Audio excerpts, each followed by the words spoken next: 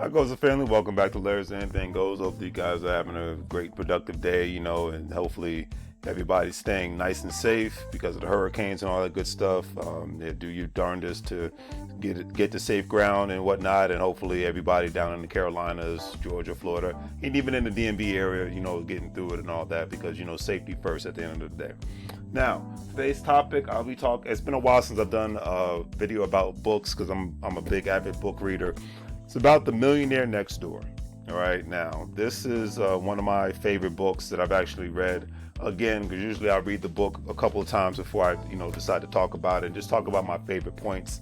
And one thing that really stood out to me about this book, that was actually done by Thomas J. Stanley, PhD, and William D. Danko, PhD. And it was a multitude of research done for a multitude of time. It really stood out to me about this book is that the most quote-unquote millionaires of 2020's lifestyle would have looked crazy back when this book was written back in 2000, because nowadays it's normal to see the millionaire next door drive an older vehicle, have older clothes or regular non-name brand clothing or whatnot, in 2020. However, back in 2000 and back in the 90s and whatnot, in 2005, the millionaire was supposed to have everything was supposed to look plush, from the socks, from the underwear, from your suits to your rings to your watches and things like that. And now most, especially us millennials and the Y and the Z generation, we don't care about that stuff. That doesn't mean anything to us. Most of the time we just care, what does our bank accounts look like? Are we doing pretty good? If we're millionaires, the world doesn't need to know it. We're just going to live the lifestyle that we want to live on our own terms. You know what I mean? So I think that's pretty awesome in that regard. The book combined a 20-year study that was done by a team of researchers by surveying people in the so-called upscale neighborhoods across the United States of America. Now, one of the biggest conclusions that they came up with, which was odd to them, even the PhDs at the time, was that most people who live in inexpensive homes, very expensive homes, neighborhoods, drive luxury cars, they do not actually have much wealth. In fact, one thing is true, that most people who make a six-figure living and cut their expenses to the point where they do not have a mortgage and create a side hustles or businesses, and in a case that their job is eliminated one day, because even back then people had those fears, because you had a lot of America was still transitioning towards more of a information-based society and not an industrial-based society. So a lot of factory jobs and labor jobs are being sent to other countries and whatnot, or they were leaving a lot of states and going to cheaper states that didn't have unions.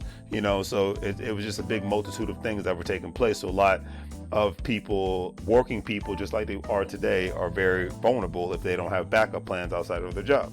Because that's what I'm not saying there's anything wrong with having a job, but a job does stand for just over broke. And you are just over broke if you're constantly living paycheck to paycheck and you don't have anything going on outside of your job. Backup plans are a must in today's economy and tomorrow's economy and the future economies, period. Get the politics out of your brain. That's just my personal opinion, because not once did this book even mention politics. So that's what, let's stick to the bread and butter of society. You know what I mean? But that's just my personal opinion on that. Okay. I'll give you one example. 12 years ago, a man at my former job made about $200,000 a year with his military pension, money that he received from the Veterans Affairs Office, the VA, and about $150 before taxes, obviously, from his job. And however, he drove an old pickup truck and lived in a townhouse instead of a single family home. Moral of the story is, because of his frugal lifestyle and ensuring that his income steadily increased as much as possible, he officially retired as a millionaire. And this is back in 2005. So that, you didn't have as many millionaires back then as you do in 2020. You know what I mean? But because back in 2000, for example, suits and dressing more conservative in the office was considered the norm, And the thing, they would give this guy a lot of flack for not, having the nice car and living in the elite neighborhoods and whatnot. But he retired with more money in his pocket than they did, because they felt like they had to live up to this lifestyle, and he did not. So, and I thought that was very smart and admirable of him all at the same time. You know what I mean? So, but I leave it at that. Now, People used to dress much more conservative in offices, compared to like wearing a t-shirt and jeans or just a collar shirt and jeans is very the norm nowadays. But also purchasing bigger homes with the picket fence, having the nice overpriced car, watches, name brand clothes, etc., is just not really in like it used to be back during the time frame when this book was written. But the book really highlights the fact that a lot of people don't have as much money as they portray they do because they have all this overpriced stuff that aren't assets, they are liabilities because they don't generate money and they're not really that big on the cash in. And even if they do, most times people residing in those places don't look at it like that, because one thing is for sure, that becoming a millionaire isn't as hard as most people would think. I don't know, people are like, Larry, you're tripping, you're crazy. No, it's really not as hard as people would think if one is steadily working on their income and cutting their liabilities and steadily doing their darndest to learn how to become financially literate, save and invest. It's a long game. It's not a quick game.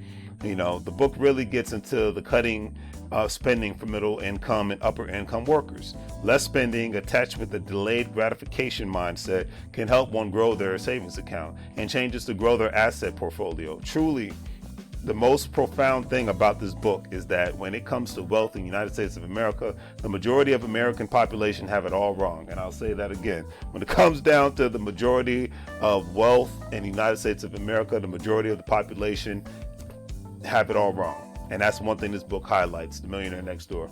And I love that. It really highlights that. Okay, they have it all wrong. And the book stated that wealth has nothing to do with income. I will repeat that. Wealth has nothing to do with income. Wealth has everything to do with what one accumulates, and never about what one spends their money on, family. It's the reality. The book also stated that wealth is not all about inheritance or an advanced degree or intelligence and whatnot. Wealth is all about lifestyle, hard work, perseverance, planning, and most of all, self-discipline. They broke down the 7 common denominators on how people successfully build wealth in yesterday's world, today's world, and definitely tomorrow's world.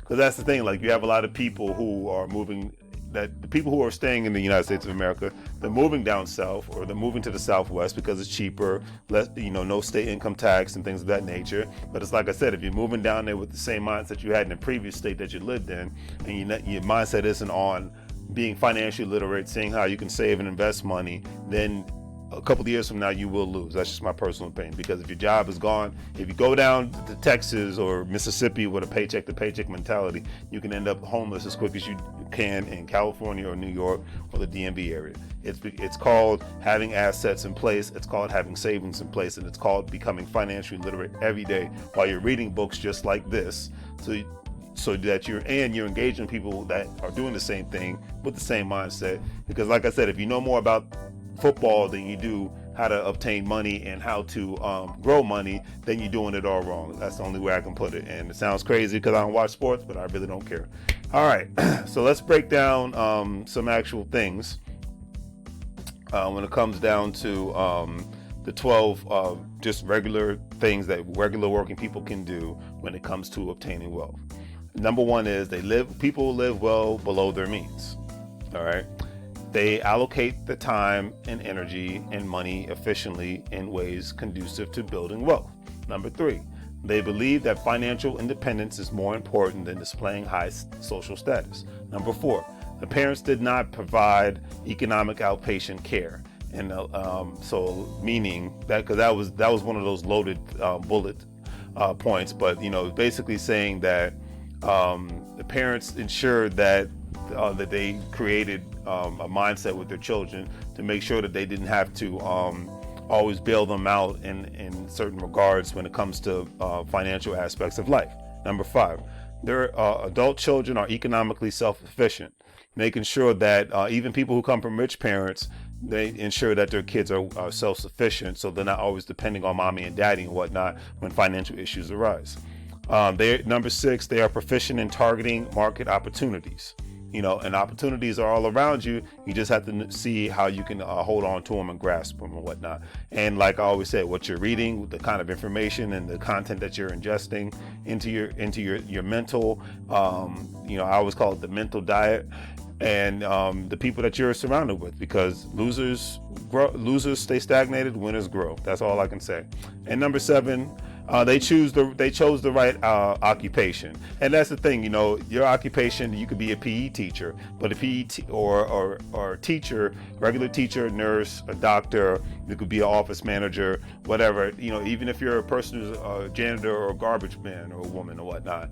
How are you, what kind of lifestyle are you living? What kind of car are you driving? How are you cutting your spending? How are you investing? If your job does not provide a 401k retirement plan, then you, especially nowadays, open up your own individual retirement plan and whatnot, so that you're contributing to that, and you put yourself in a position to where you can borrow from that if an emergency like today's crisis occurs, and even the government's even giving people, as long as people pay it back in a certain amount of time, they're not going to penalize them from taking money out of that account. It's just and that's just one aspect. There's so many very other aspects of financial intelligence, but as always, consult a financial professional, because I'm not him.